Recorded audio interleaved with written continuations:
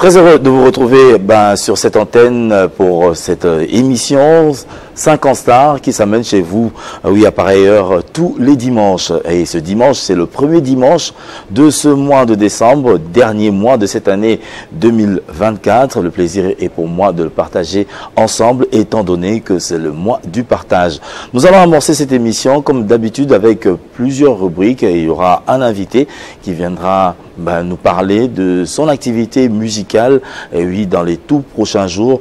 Et comme tube du jour pour ce dimanche 1er décembre, nous portons le choix sur Omba Petit Bokoul, un ancien sociétaire du groupe Viva la Musica qui réside à Paris. Il vient de lancer son nouvel opus que je vous propose, et oui, pour célébrer ce nouveau mois, le mois de décembre. C'est donc la chanson You avec Omba Petit Bokoul, une chanson en promo pour laquelle vous pouvez aller donc sur toutes les plateformes de téléchargement pour vous en procurer. C'est pour votre bonheur. Et très prochainement, l'artiste envisage d'être à Kinshasa pour bel et bien amorcer au niveau de Kinshasa cette promotion.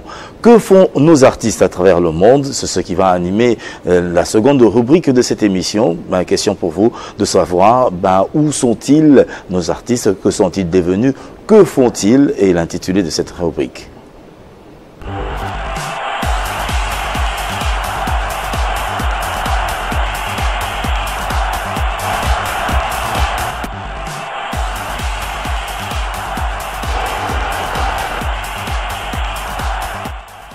L'orchestre symphonique kimbanguiste totalise 30 ans d'existence ce 3 décembre 2024. Dans le cadre de ces festivités, un concert de célébration a été organisé samedi 30 novembre au centre sportif de judo de la police nationale congolaise à Kinshasa. Une célébration sur fond de l'union des musiques qui a réuni sur scène le chef d'orchestre Armand Diangenda et quelques artistes congolais de renom, à savoir Jean Goubal Kalala, Céline Banza et le pasteur Moïse Mbié. Le groupe musical Quartier Latin International a célébré ses 38 ans d'existence.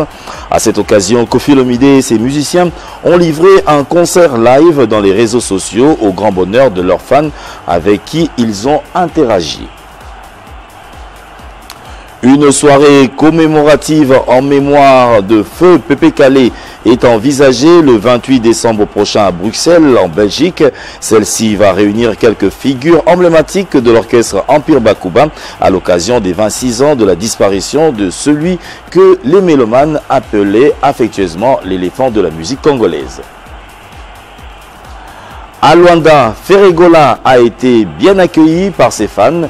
Hier, il s'y est produit devant un public considérable. Il s'est de noter que Nika Boronika sera la guest star lors de la cérémonie inaugurale de l'édition 2024 de la Foire internationale de Kinshasa, prévue le 14 décembre 2024. Concernant son concert à U-Arena Paris La Défense, le staff de l'artiste renseigne l'annonce d'une nouvelle date dans les tout prochains jours.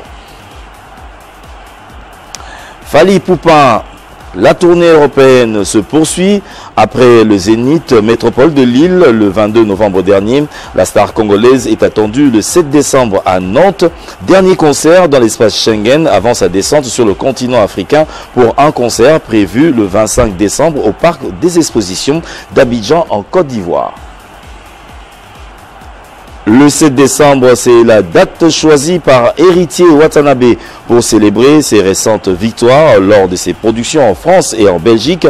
Il invite ses fans à son concert intitulé Retour à la maison, programmé au stade Vélodrome de Kitambo, vêtu en blanc. JB Mpiana, le rendez-vous dominical est maintenu. Ce soir, Papa Chéri et les Anges Adorables seront donc au club Atmosphère du Pullman Hotel. Et à Paris, il y sera le 31 décembre au théâtre du Gymnase pour un unique concert. Werason signe son grand retour sur la scène parisienne. Un concert est prévu le 15 février 2025 à Arena Grand Paris en France avec un parterre d'invités parmi lesquels ses anciens collaborateurs comme Bill Clinton, Adjani et autres. Le rappeur JC Hero sera en concert VIP le 8 décembre au Rotana Hotel. C'est un spectacle organisé pour promouvoir la culture congolaise sur fond de sonorités ancestrales combinées à la musique urbaine sous le thème Ilunga Mbidi Kiloué en terre inconnue. Le Karmapa est sur le marché du disque avec son nouvel opus intitulé Love Isayo.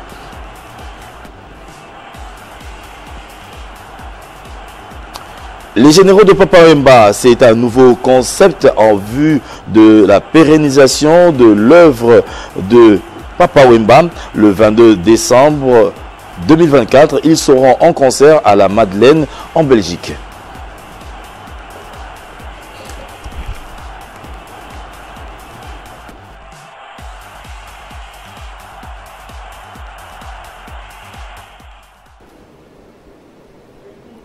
Et voilà, nous sommes de retour après cette sélection pour vous informer des activités de vos artistes musiciens ici en RDC, si pas encore sous d'autres cieux. Et ce sera un plaisir pour vous, les artistes musiciens, de toujours nous renvoyer de vos nouvelles pour faire partie de cette rubrique. Cette fois-ci, nous allons donner la voix à une chanteuse RD congolaise, et oui, qui se fait appeler par ses fans, et oui, la poupée nationale. La poupée nationale, il s'agit donc de Solina, et oui, Marie-Julie, qui prépare la sortie d'un nouvel opus intitulé Kiolé. C'est dans les tout prochains jours.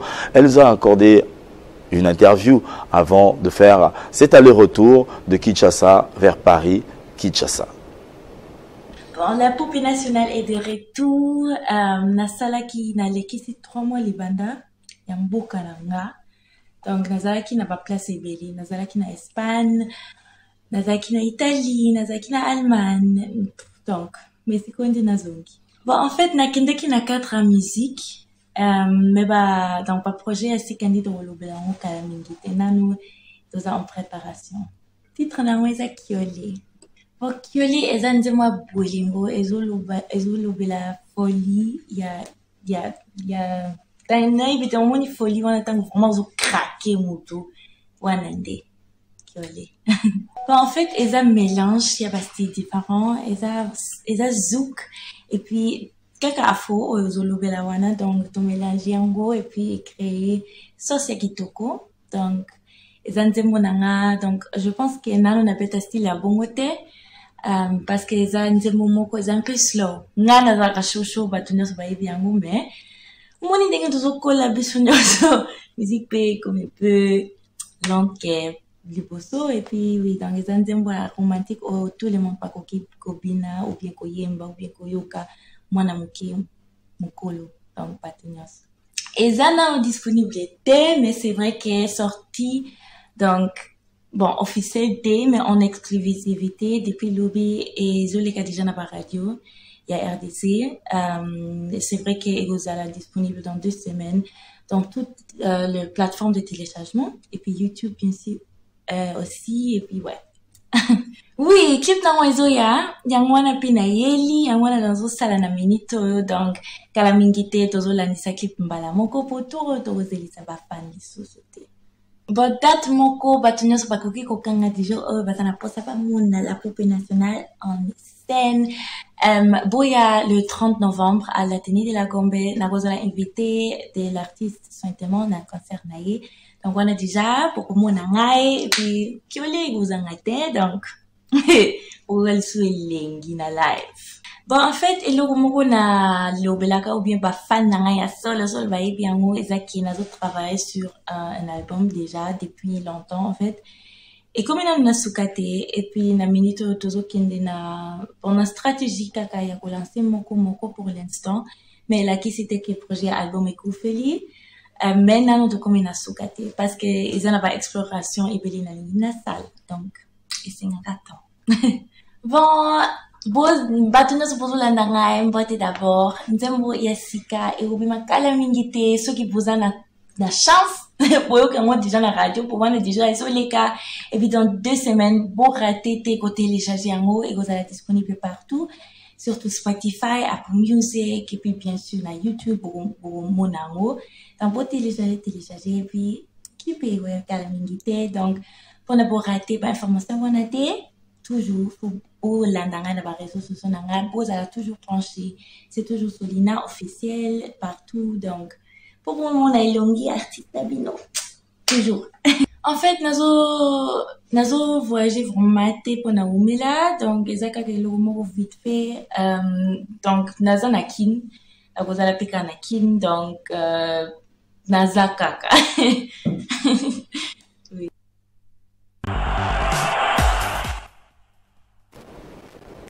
Et voilà, la poupée nationale, oui, Solina Marie-Julie Kiolé, c'est le titre qui arrive.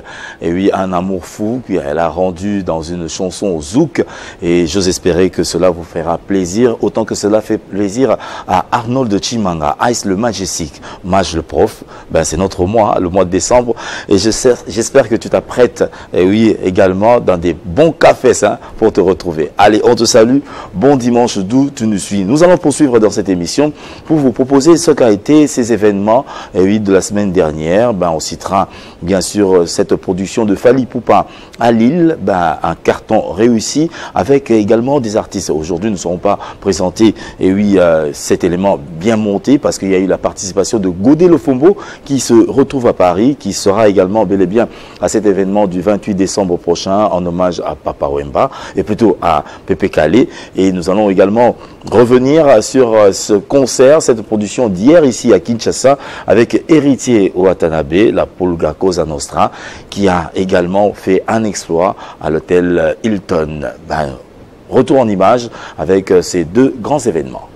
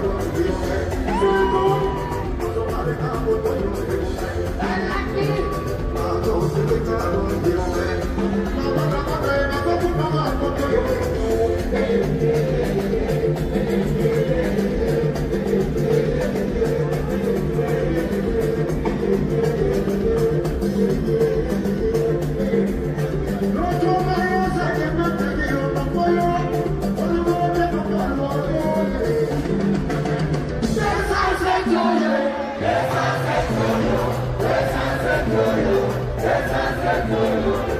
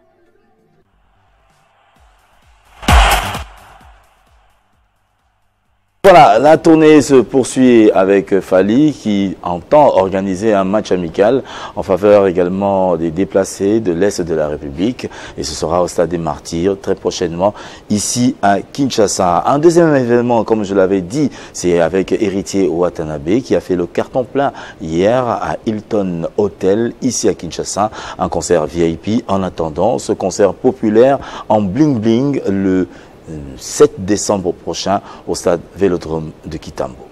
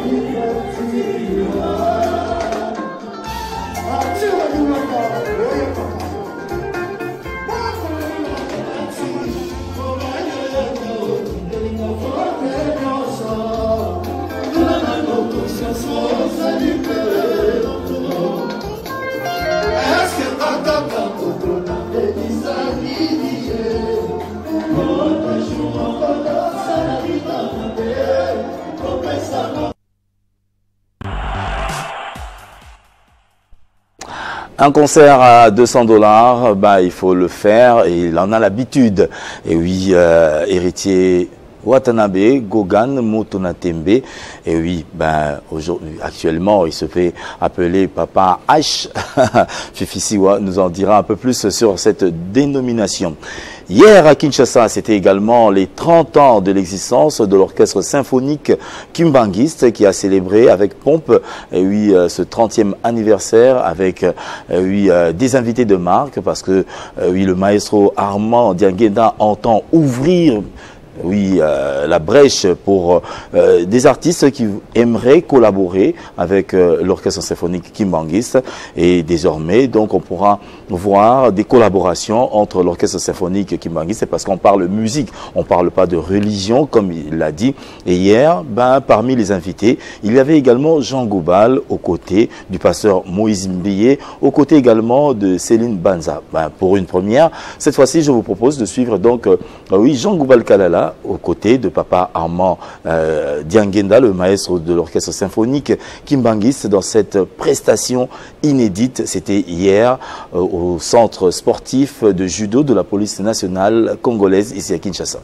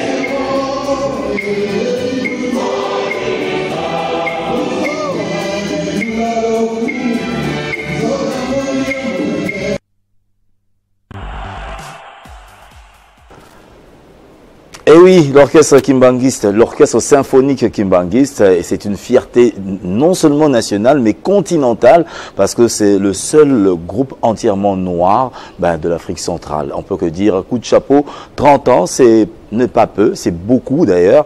Et bonne continuation à Papa Armand Dianguenda et également à toute cette équipe, plus de 200 musiciens qui conduit d'une seule baguette. C'était extraordinaire et les prochaines productions, nous y serons pour savourer cette belle musique. Et le dimanche prochain, soyez-en sûrs, nous allons vous proposer d'autres extraits de cet événement avec le pasteur Moïse Mbiye qui a intervenu. Il y a eu également Céline Banza et tant d'autres invités invités. Oui, la chorale Marc Julion, oui, de l'université oui, de Kinshasa, qui était bel et bien présente également. Alors, pour clore cette rubrique, avant de recevoir notre invité du jour, je vais vous proposer également oui, Awi Lolongomba, qui a été en tournée oui, du côté de l'Afrique, et c'était fabuleux. Là, vous allez retrouver beaucoup d'autres oui, vedettes de la chanson, comme Simolo Katondi, qui était aux batteries. Nous saluons également au passage Moulos Kanto, qui a été à l'animation. Voici donc la récente tournée de Awi Lolongomba sur le continent africain.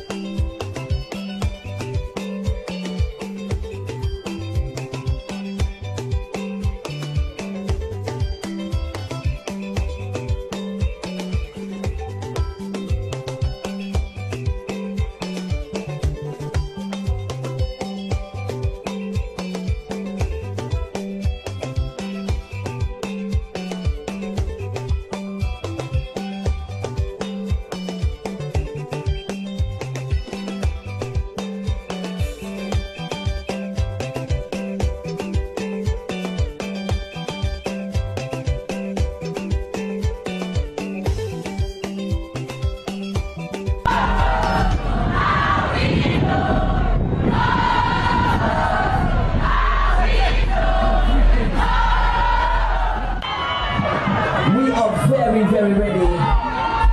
I must say, ladies and gents, now that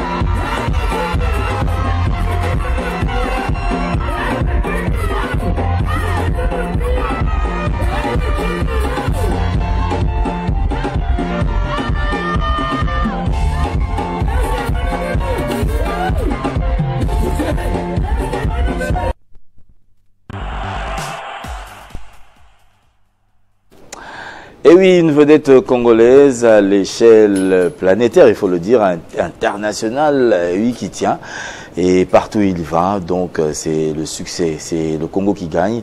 Et j'ose espérer que cette séquence a pu faire le bonheur à Belinda Ndaya Kadima, qui a fêté hier son anniversaire, bellissime. Et oui, ben, on se retrouve généralement tous les soirs du côté de Ngiringoto. Et oui, ma belle maman, mais du côté de Bolafa, Sayo, c'est généralement là.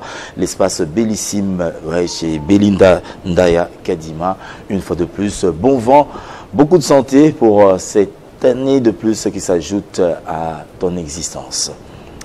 Nous allons poursuivre. Et oui, avec un invité qui vient nous parler des 18 ans d'existence d'un groupe musical qui fait rayonner la culture Pendé. Ben, c'est un leader d'opinion comme un leader musical qui valorise cette culture. Il se nomme Kenda Charme, avec beaucoup de plaisir de le recevoir une fois de plus sur ce plateau. Bienvenue. Merci beaucoup, Bob. Alors, Lelo Lissolo, il y a Moutouya, il y a 18 ans, ouais. Il y a Diatakana. Exactement. Lissolo Toso, la pena, il y a Moutouya. Alors, d'entrée de jeu, il y a une motion dans idée, il y a recréé groupe en Yarandine. En fait, on a profité d'abord de l'occasion, on a souhaité bon dimanche avant de nous sur Azolanda Biso na Wandako. Et l'idée, il y a aussi l'orchestre, il y a qui non parce que comme dans le baron déjà dans l'émission Misusu, Biso Zaba j'ai une bande qui évolue la musique typique au Babengaka Ndombolo tout la rumba congolaise. Donc Biso banda qui wana. Et ça un moment pour nangai puis il y a aussi l'hommage na grand frère nangai Beethoven où a forcé vraiment pour nous côté la musique. Alors il y a eu comme moment moko bazaki influencé na misa na bango dema parce qu'à l'époque Kasai na bani 90 ezaki mbongo ilo pamba mutalongwe pour tous les mêmes jours destination Chikapa. Donc baviana bazaki ba grand trafiquant alors bando mona musique comme si ezaki nango et le mot bozal roi basanganara comme baba musicien basangana ba beta mais vraiment bandai ko zongo le la source des revenus. Alors un moment bandai ko tika na bango ba ki ba faire na bango. Alors il y a eu comme na période mongo balimbaki donc je me suis dit bon na kenda ina ba porte ba place musuna otanga ko boate parce que bah ajoute comme autant dans les câbles vraiment ça n'a pas de sens na kenda qui de gauche à droite ndingi za la kaka mais na écoute na vu na ngamoko na profiter occasion na saluer Roste Kimbamba kakino nina azana Angola yem tapisa inga concert na ngomoni place ngo kende kuna oza leaderté oyemba no mais oza leaderté mais so ozu evre yo ya grand frère na yo continuer nango un jour eko sala yo za appel leader na ko na yo effectivement ils ont maramoto vivre les lots donc banda wana na zoki décision na enregistrer tozaka na nous na ba grand frère mususu to tiala na bango bazali pe entre autres Gar Benedi vient na pesenga Aisha que je sali et na rosenga bango habito ko fanda buete et na projet to sala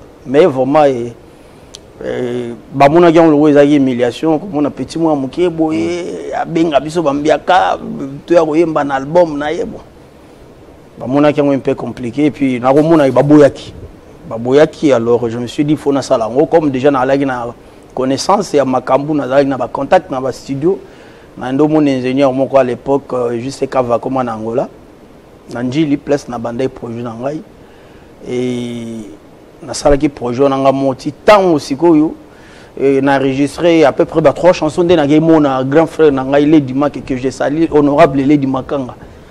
C'est là où l'idée est orchestre bandi. Parce que tant que vous bandi, moi c'est pelé na ah mais yo musique on est bête là par rapport pays na ba vie na yo, on dirait yo même moi touche mon boya modernité na kati.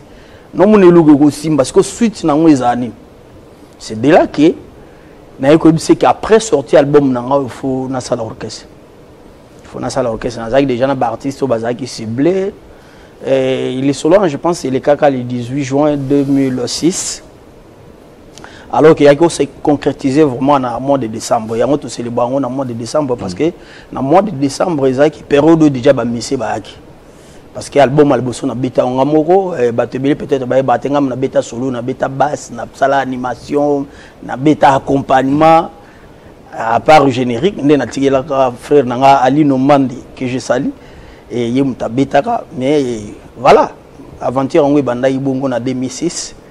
Après avoir Kokabwana côté parce que ma solo et ça qui le roi bavu le batika qui n'a bon après avoir bavé Kolemba ndenga na zo qui relève na zo kumbela mambon tili lo to célébrer kango déjà les ambal bosoté to célébrer kango mais cette fois-ci et ça li que to célébrer on a kin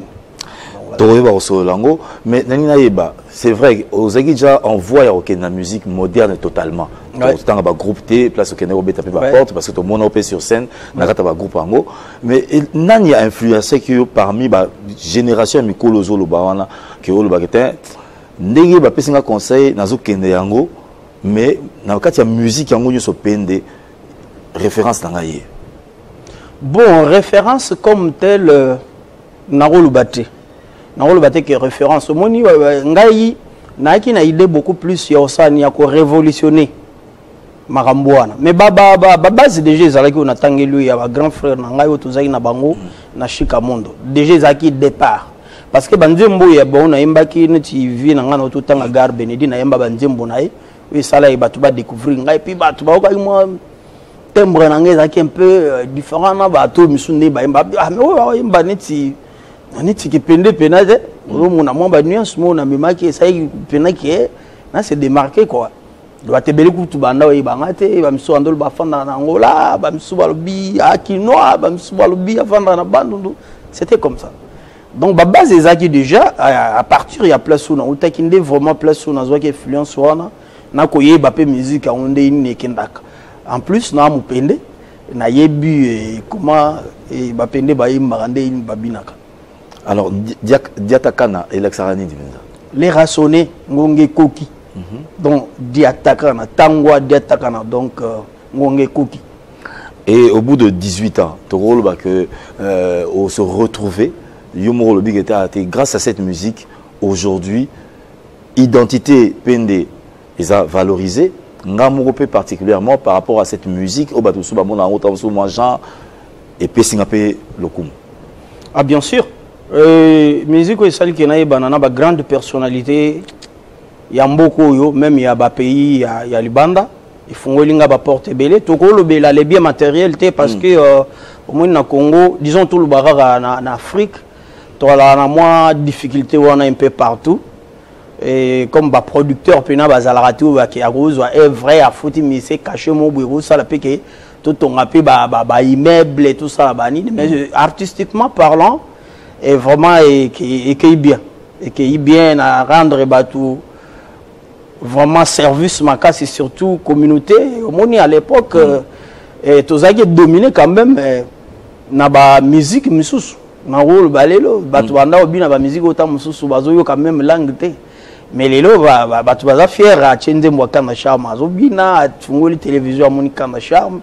Les lots, on a vu que présence dans la musique traditionnelle moderne. Les lots, tribu belé au monde que moi, Bakana Charme, Babimi, Bimi, na tribu, on a Longoli, complexe d'infériorité, jeune bandos en ango, il y a au monde que na Royemba Mourombo Gate. Surtout na Kinshasa, ils ont un masse, Misoso, Bisoso, Koli, na Bango. Pour ailler même province d'origine, c'était un problème. Mais les lots, il y a un marambo tout ça, la bagène est belé, vraiment, on s'intéresser. Au moment où on a Mbappé langue et poser problème. On s'est retrouvé et heureusement que tout le monde a bien. Ou les lots, en disant que même dans nos perdre, maintenant soutenir quand même Eve, qui est honorable Guy Mafoutaka Bongo, que je salue. Les lots, en France, à défendre mémoire dans les lobbies. Et te souhaiter qu'à bonne chance. Vraiment, c'est une bonne personne où ça il est qui est idée biso tu yaki nango et à matérialiser à travers ba moyen voilà. En 18 années, bah récompense nini orchestre Zui, si pas encore Yomoro personnellement aux Zui à travers la musique. Oui, les aliments est belé mais na robot ça na badate. Na robot ça na badate plusieurs fois et bah déclarant la trait d'union par rapport à Bandim Monanga nous Bandim Bozo et zo sangisa batu trait d'union parce que bah pende tout ça quand même est belé bah pende bah na bandundu bah na Kasai bah na Angola alors bah ça qui un peu divisé ce que mpende ya bandundu côté na mpende ya Kasai ya obenge mukwanzumba mpende ya Kasai obenga mpende bandundu mukwambongo bato Angola kuna ku babenga bango ba ceux qui ba malangi no so banani.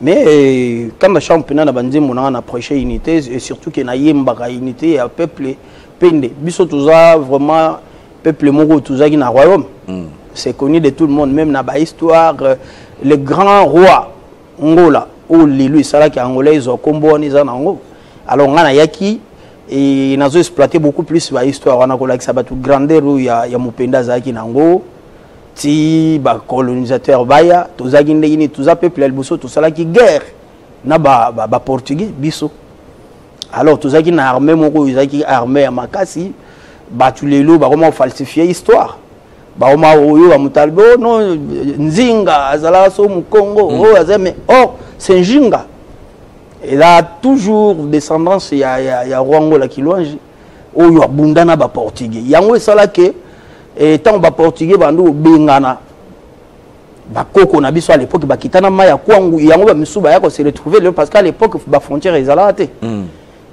Ba tout bandé ko déplacer à partir de la guerre, ba nini, ba misuba yako s'installer à wana na plateau lunda to benga kango, ba misuba ki na Kasai, ba misuba tikali na Angola tant ba yako kabola ba frontière.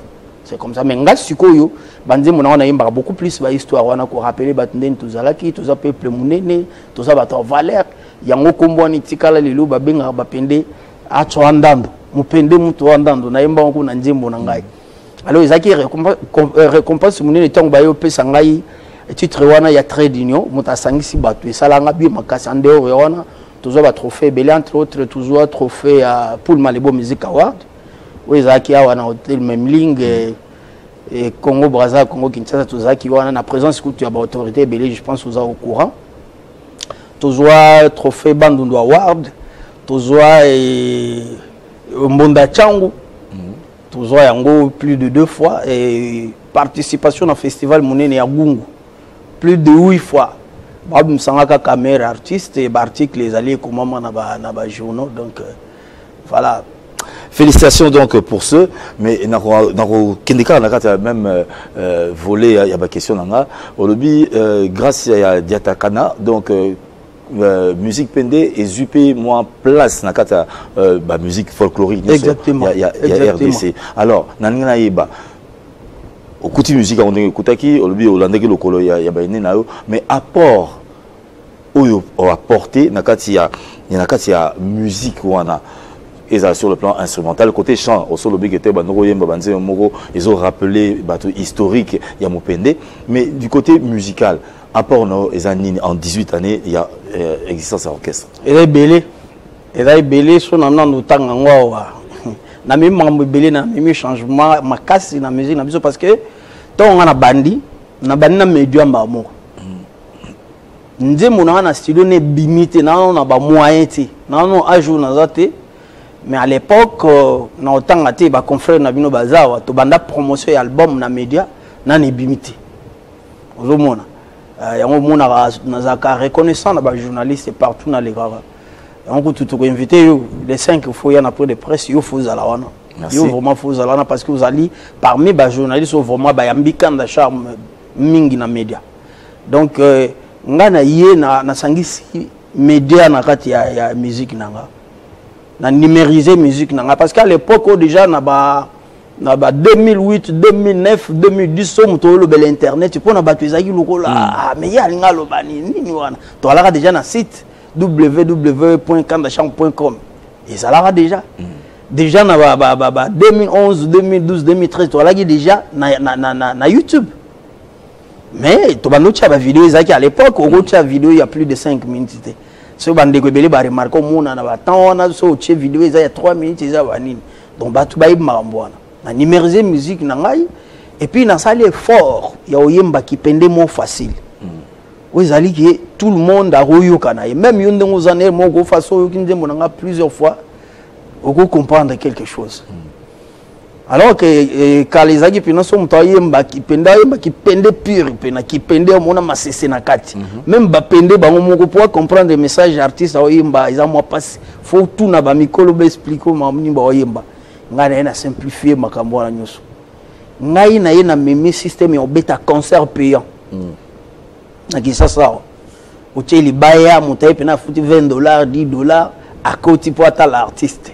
Na influencé jeunesse à l'époque musique na biso ezaki kaka ba papa mutu bando kuta ba concert wana mais lelo ba jeune ba s'intéresser na musique o bando bengo musique amboka ozomona eza port muneno na donc lelo so tal même ba concert ba différents concerts to betawa o mona ke ba jeune fille oyo to ando mona na ba concert ba King Kester to ando mona na ba wenge bani lelo ba o mona na musique na biso eza déjà avancé alors na zape artiste so na beti concert nanga son appel son il y a concert na autobeta on dimate ki mutu ya oyemba munoka mboko batu babengo kuta ki ba nord mokuta son oki pena concert pena muta beti oyo ki batterie yango guitare yango voix yango voilà il y a des fois na beta ba concert misusu so ki qualité sonore nango eleki na ba disque et les qui n'a album au monta côté du studio déjà va makambo to apporter les lots ba jeune tout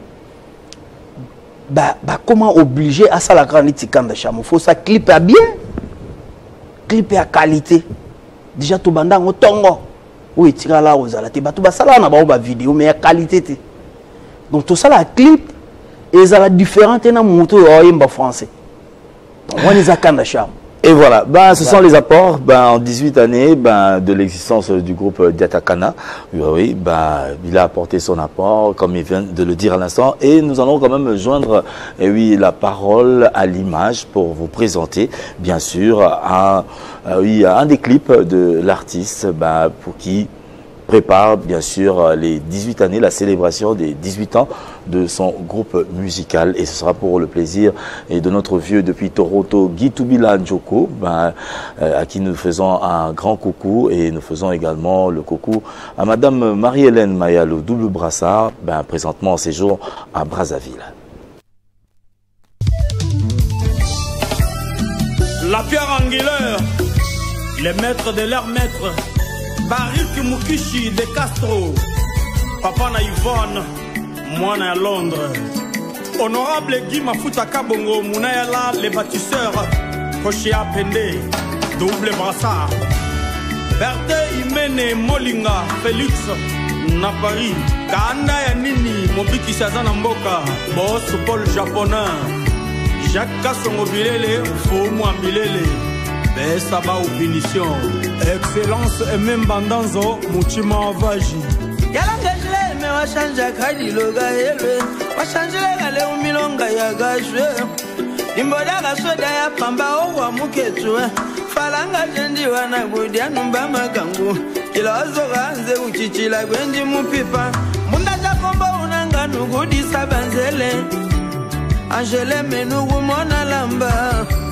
Anetwe menugu diagilunga ana menugu bandanzala yala gata digo ula mulonga tatongu vale me ofile gale anetwe mengu didile nanyo mama kola gale gahelo Angela emengu gale gichi mafuta ngendele nawo ananga gunguhula ma chérie ichi wazondela Iza utale agwenwa ketu Aile kutulugila maulo Ananga nukwendela mouvoitire Kabelo mwanyo hamenega chanji Emenga wila mbimbi ya kuzwela Pupila di moshida nguwidi sagamye Edilambe Edilamba Edilambe Edilamba, souci, lamba, souci, lambe, souci, Edilambe, Edilamba, Udila wangu idi sengaya, Mama Angela udila wangu idi sengagamie, Lamba lamba dige mama, Mama Angela udila wangu idi sengagamie, Lamba lamba dige ya. Mama Angela Budila Wamba Digembiagamie Angela Mama Angela Angela Ichingufila Mama Mama Angela Angela Uzalmonyo Gwawa Elle peut les petits Yamuna Mukuta Infidélité Yala Yakala normal Yamuketu Ikamba Milonga Sherabo Mingayo Mbongo na yako moli yango na bamakangu Soka bimitongo zonga kakaka na butu Atikanga moko na ndako Atikanga moko na bana Nazangi moto asalisanga Ngana lingi ye Ya lingi ngaite yango yoko minini yango Shero lingi nini yango Yango yoko minini yango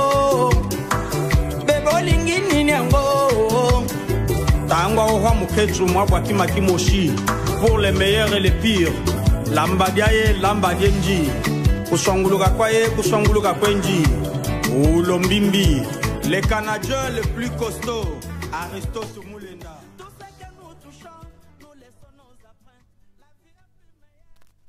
Et oui, il a entrepris une vision il y a 18 années de cela, et cela lui a réussi autant que l'entrepreneuriat des jeunes avec Mike Abanga-Pakwa, Amelo Logistique, qui tient depuis la Chine pour vos commandes des engins et autres effets de production. N'oubliez pas, faites appel à Amelo Logistique et Amelo Print surtout pour vos impressions depuis la Chine, et ça se passe très bien parce que le souhait, il faudrait qu'il y ait beaucoup d'entrepreneurs congolais pour l'essor de l'économie congolaise, et nous saluons cette bravoure avec Mike Abanga-Pakwa, Amelo Logistique. Nous revenons sur ce plateau avec notre invité Kanda Charme, comme on l'a dit, 18 ans, 18 ans et de nombreuses péripéties également, oui, qu'il a vécu, mais aujourd'hui il se maintient et bonnement, et c'est pour le bonheur de la culture congolaise.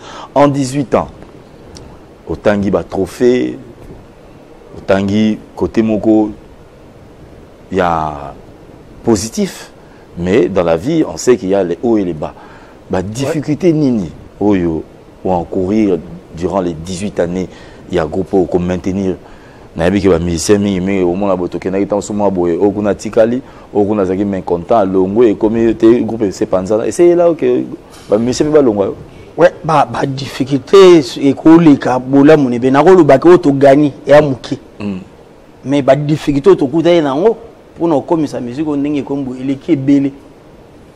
Parce que avant on les qui mépris moko ezala qui var même na ba pende ba moko. Banda o considérer vraiment te bato ba yemba ki pende. Banda mona ba onde o batmo kaka na ba dei na ba nini tout ça. Mais c'est vraiment ça qui na valeur te. Et mon mona oye pas mutu bon. Nga na créer mo lo mo bina loba ki il faut na valoriser quand na loba il faut na valoriser ngo na travailler ba aspect mingi où ezala ki yango mutu sala ki moko ebebisa image ya musique yango. Alors nga zaki mutu moti ki na za artiste na ozela ki il faut kaka boba mbongo apesa ngambongo pona enregistrer. Nakenda plus loin na ko apprendre ndenge nini na kosala son na ndako. Ndenge nini na kokota studio sans que mutu apesa ngai quelque chose. Ya mutu sala vraiment ki ngana za ndé na za bo. So ezaki vraiment ambwa ke otalela aga bato. Na koko ki sa 18 ans bote. Bakuba ebele physiquement, spirituellement, moralement. Donc oza battu à mozo na ndako boye. Olali ozo mo ate expliquer moi sinine. Ba mauvais souvenir ezebele. Ezebele yo ebi on a monde musical. Surtout le bito zonga 20 ans en arrière. Mozo mo ate ko gaiko ndima ke non un artiste aya osenga libala, a osenga mo na ngai libala. Mais les autres ça ba preuve ezali que bato baloba ima belobi pour ambiso. Ba mona ke musique ya musala ndenge muto asala musala na ye obina tongo osokoli OK na bureau mais biso ce que ba bureau na biso à la studio bureau na biso eza ba téléphone tout ça nango eza ba ordinateur yango eza ba bureau na biso na ozana na ndaku mais na sali quand même quelque chose ba difficulté za ki délai et puis ti lelo bando na biso non ba comprendre pena que contrat eza nini tant mutazi engagement na boba mbongo. Par exemple, na okene kikuiti na boba mbongo. Yé muta footinga caché a fouti ba transport mamino to comme na kikuiti. Mais Mike Mulamba zo linga ngana la ta couleur à Mike Mulamba. Omona. Et tana koma lolendo ayepe na kikuiti awa amoni ngate. Obosani ke na la ki sous contrat na mutu mususu. Ebele pe ba akiza biso ba orgueil. Petit wana yi atanga aga mutu tel. Toyemba ebele gratuitement ti lelo baza pe ba reconnaissance.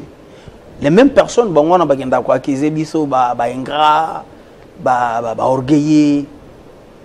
Donc so tali la majorité za bato biso toyembi gratuitement. Après ça yelo. Alors 18 années. Alors, combien d'albums à ton actif? Déjà 11 albums, surtout tchena ba single eko kendo de là.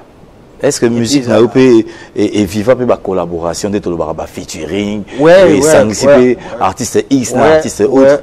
Ouais. Ndeti banana. Lelo ne tout le monde a bandé msu ba sala ba featuring na ba miso ba sala la rumba. Ba yesi makanda shab. Nga sala featuring we Simba o epesa biso ba vage.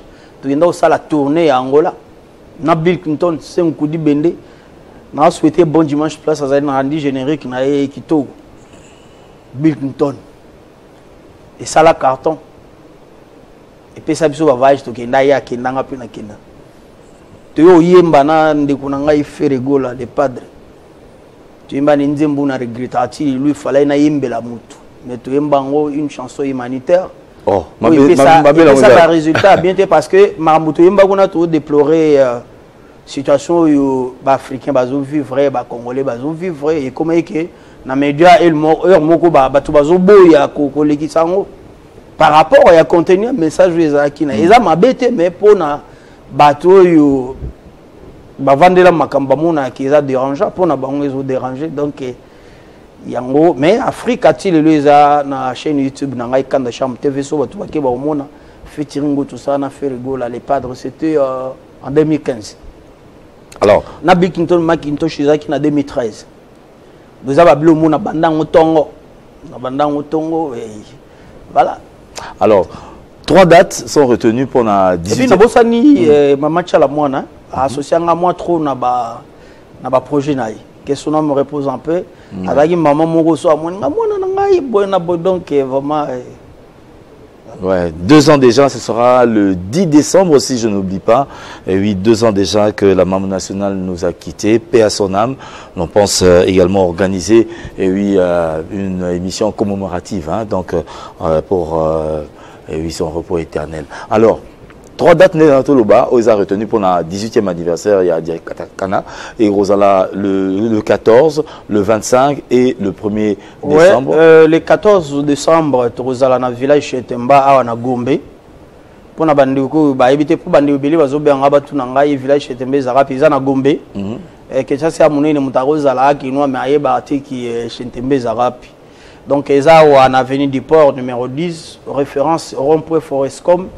So comme on a boulevard poste au côté avenue du port numéro 10 tous alors les 14 et tout célébrer 18 ans on a biso totier $15 et pour un couple $10 pour un singleton bande ubaya vraiment balagisa soutien na bango to même musique na ville baya et le 25 to kende bongo na Kasai na Chikapa to beta kuna et le premier to beta pe kuna to ya ozonga sikuna grand bandundu avant tout le camoye qui n'est pas côté misusu parce que depuis na bimsa album nangai mbimbi la parole non vraiment na bimil banda qui n'était to beti pedi ba concert wa ya ba présentation ba nini mais vraiment on a qui au betango à l'intérieur particularité c'est qu'il y a concert en tout le spectacle il y a 18 ans parce que sur l'affiche je sais pas Kadi tu pourrais nous présenter l'affiche na moni au Betelebiso tenue ancestrale mais ah tout le monde au cara il y en a ba donc tu éviter journée voilà et aux bon voilà comme on peut le voir tenue ancestrale je souhaiterais que ça la surprise spectacle parce que si on a dévoilé déjà n'engé ça la awa donc bato azasu na posa ya oyate mais je t'assure et biloko lukaka okuta onkuna cette fois-ci vraiment tozong amboka en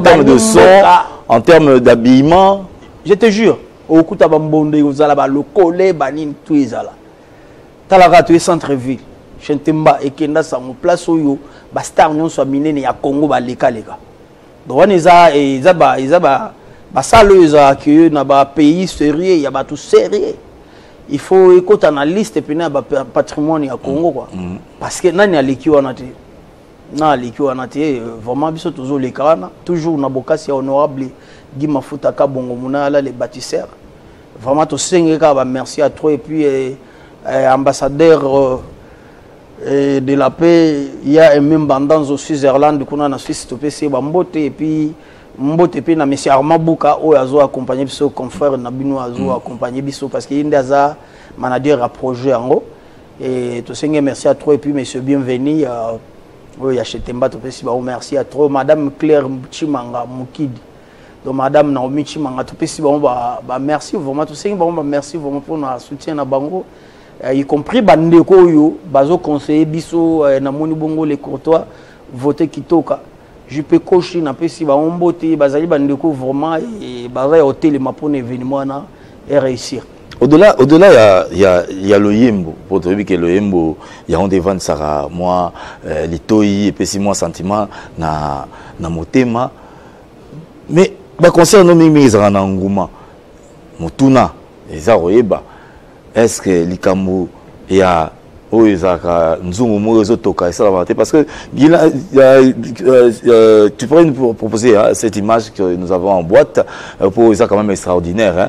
Ils ont un rumbaté mais au moins on attend sous 30 000 personnes bah sangani à kanda chambre de baraté bah chef coutumier bah chaque mois bah connaît na sanzungu te pour épée ça makam au moins vous allez innocent aussi mina poser une question mon gros ils que yo simi dans côté donc place on a comme asiko contre na ba prédicateur na biso bango nyo sote hein ba congolais ba chrétien congolais place na zarasiko contre na bango yango wana total image yango dans après tozo ngana au répondre biso total image yango engouement boye bon mutanga zane wera santé azane JBT mais sur le cas bon plus de 40 000 personnes dans la rue lance-nous l'image qu'on puisse bien voir.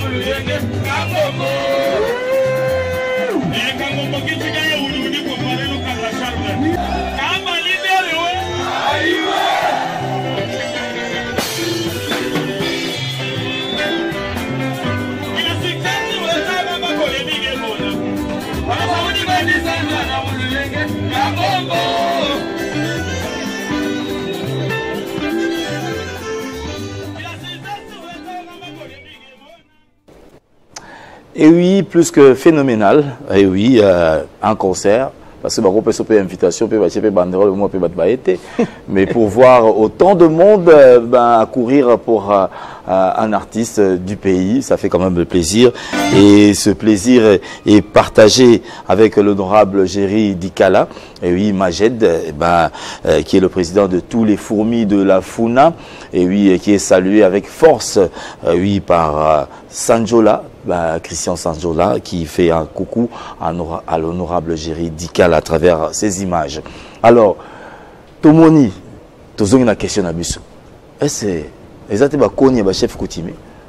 Bon, nga aloba que déjà ba mona kete culture la Bissou a témoin de Simbiang bon. Yo aussi mané le côté Bissou mo de chiloka akon. Au moins comme na aloba, ba chrétien congolais il y a des fois babosa na que déjà ko qualifier moto bongo eza ko nier force nzambe aza na ngo ya opesa moto pouvoir moko boye bazo sumuka chaque jour mais baye bati donc on remettre en cause grandeur ya nzambe ya transformer moto mo boya comme na niveau boye pour ko attribuer déjà réussite ya moto na maboko ya Satan alors que boza ba chrétien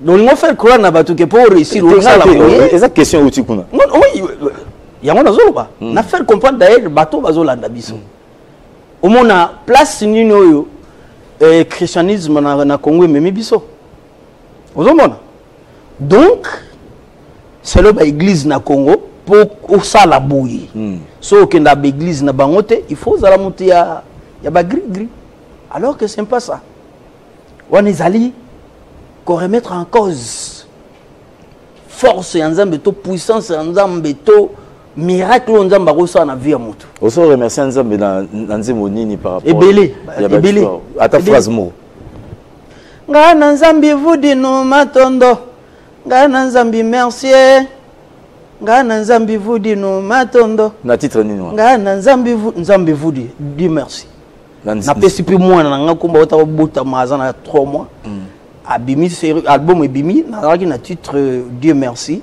nzambi vudi na boti pe garçon na nga suka ya autobota na pesi pe kombo ya Dieu merci nga na nzambi merci mupipanga banjula vumbi ya kufa wangu zuki sanu monyo emengu shinugi mangaja kuhana gana nzambi merci kudanu kuno wangu hana nako wangu enyano apeti monyo wakenda wangu hana nao gana nzambi merci donc alo bana nzembo wana na sengi nzambi merci parce que apesi nga vie ofele apesi nga souffle de vie tout ça apesi nga coller apesi nga apeti mais na yo lobani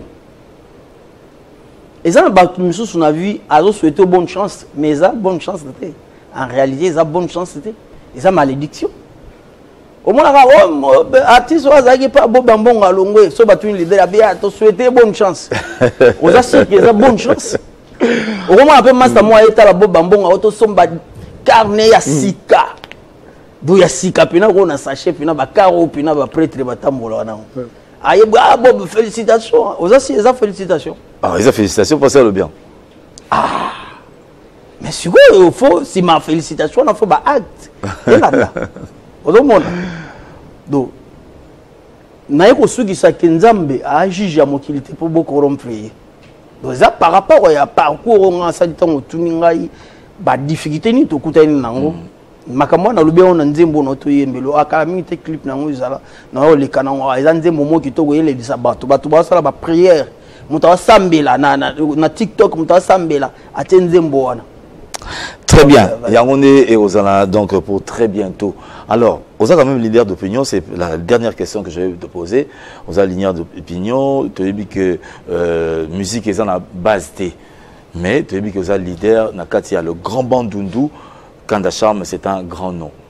Alors, Union des musiciens de Kikwit avec JDK Décor, ils ont interpellé quand même vis-à-vis, il y a érosion, dans la ville qui quitte, mais tout sentir que implication est née par rapport, il y a jeunes au Bazosala, dans la union des musiciens de Kikwit. Est-ce que corrélation est allée en tant que leader, il y a le grand Bandundu, dans l'union des musiciens de Kikwit, et quelle sera ta lecture par rapport, il y a Oyo, initiative Oyo, JDK Décor Azui, pour que préserver la ville de Kikwit face il y a ravin, problème de route où nous se sommes menacés via la Kikwit. Oui, c'est encourageant. D'ailleurs, on a encouragé on a démarche mais ils allaient démarche tout ça là en plusieurs fois il y a aboutissement en donc yo les mana déjà ceux qui Kinshasa nan il y en a condition pour na okoma awa na otolika na poids lourd awa les boulou moko esalemi wana va okoma na pont ya Bralima oyo. Donc, chèque déjà, on va menacer votre place. Ma boulou, qui ça, ça n'a ceux qui les autres tenir. Donc, les hommes montrent au moment où beaucoup plus beaucoup plus les autres créent les problèmes. Parce que ce que tu es allé vraiment des difficultés au Congolais, en tant qu'artiste, tu as vraiment mieux placé parce que, comme si tu as un ami sur le métro, tu as un C'est très grave. N'habitez les leçons qui ont une voiture, nous, côté Kabambar, au Bimi, au côté Kabinda, au Bimi, Boui. N'habitez, c'est au salon. N'habitez sur une voiture, nous, nous rouler à 60 km en l'air, à Wanakin. N'habitez. Bon, ceux qui n'ont pas là, Bandeko, va continuer parce que tout ça peut être notable, il y a peut-être que ça quelque chose. Mais tout ça va tellement qui est collé l'équipe comme fatigué. Au fur et à mesure aux zones là, batu ba taxi jaloux, batu ba molingue le boule basalo mabe, mais yo zone là passe. Do bani ba bakisi le sou passe le colon mususu. Ya on tourne sur le ba mambo na te. Rendez-vous le 14 décembre ici à Village Chetemba, le 25 et le 1er janvier. Et oui, ce sera à l'espace Ezatan, à Chikapa, et d'autres dates pour le Bandundu, au Tozoro Plédé, ouais. Et Zoroya. Alors, on est arrivé au terme de cet entretien avec Kandasham. Nous rappelons que c'était en prélude des 18 ans de l'orchestre Diatakana qui va être célébré d'ici peu, dans les tout prochains jours.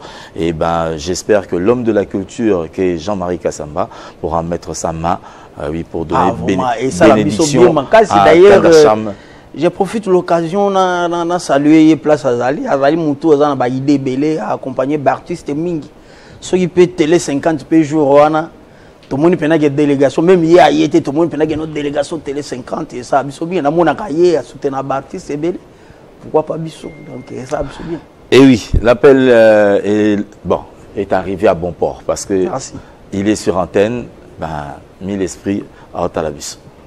Alors, tout comme au terme, n'avez que l'invitation est belle, mais n'avez que honorable Guimafuta à sa unions. Bon, ben, pour mes amis que tu invites Batouté, mais tu sais qu'il y a Batou. Baya. Basomba babi est déjà disponible. Le moni, les lots, les au vanda aux auteurs, na musique aux critiques. Ah, ba musique ni nuana. Baninga bazo qui ndo beta na poto. Bino kaka awa ba province boina mais ozo soutenir te baninga wana po ba ndo beta na poto ba na soutien. Donc mutu mote ceux qui s'il faut parler il y a talent kaka il y a talent. Ah ebeli ko yemba na kina en danger. So ayembelo bo sepeli. Mais ba obimate pourquoi? Parce que biso tolingi kokumisa ba obasi ba bimaki. Boyebi ba difficulté ni tout ba on ba kuta na ngo boyebi te pourquoi ba komi place wana boyebi soutien ba za na ngo te. Mais bah oh bino bon négligé bozo continuer à critiquer bah donc to sengi bah on kaka parce on ba bien puis to oser la ba cadeau na ba un jour mon salo biso sali et la facilité 18 ans na ba orchestre et voilà le 14 à Chetemba, le 25 et le 1er à Chikapa espace Ezatan. Oui, vous allez retrouver donc Kandasham et tout son groupe musical. Nous vous disons merci et oui pour votre attention particulière à 50 Stars, tout en saluant également Mike Moulamba, qui est toujours dans la suite de son leader. Et du côté de Chikapa, vous suivez également ses émissions et nous l'encourageons pour cette fidélité manifeste à l'endroit de son leader.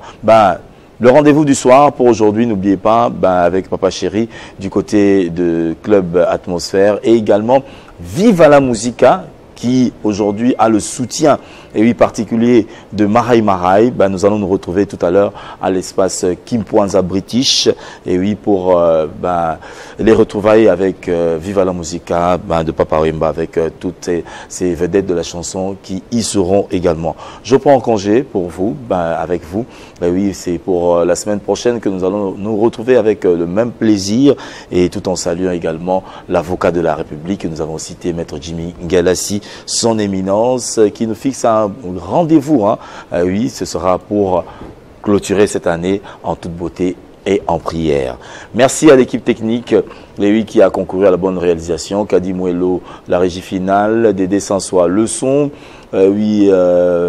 Gabriel Kapaya qui a été pour le montage, Eric également pour la prise de vue, Yves Massala, et nous saluons également Pierrot, oui, pour la maintenance technique, et nous avons également Boloka, oui, la sécurité ici sur place. Nous vous disons au revoir et le plaisir, tout le plaisir de vous retrouver le dimanche prochain à la même heure sur la meilleure chaîne de la RDC, c'est donc Télé 50. Au revoir.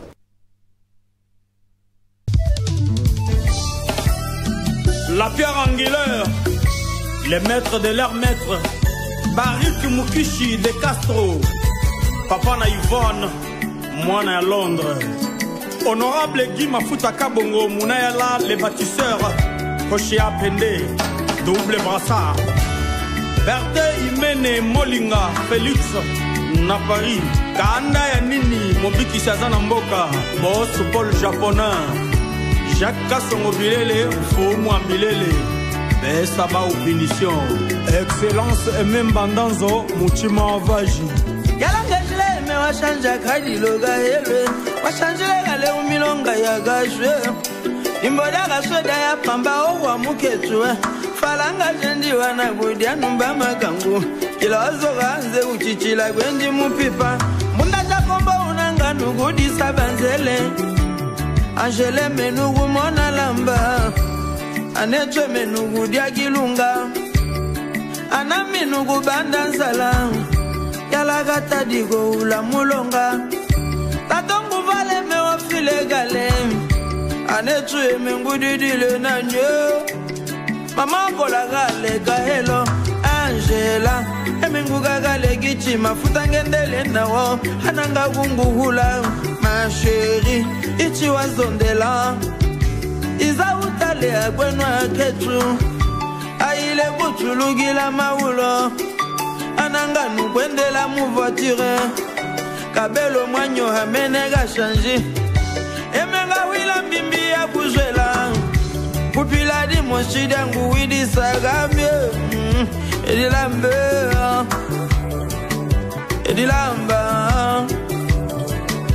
edilambe.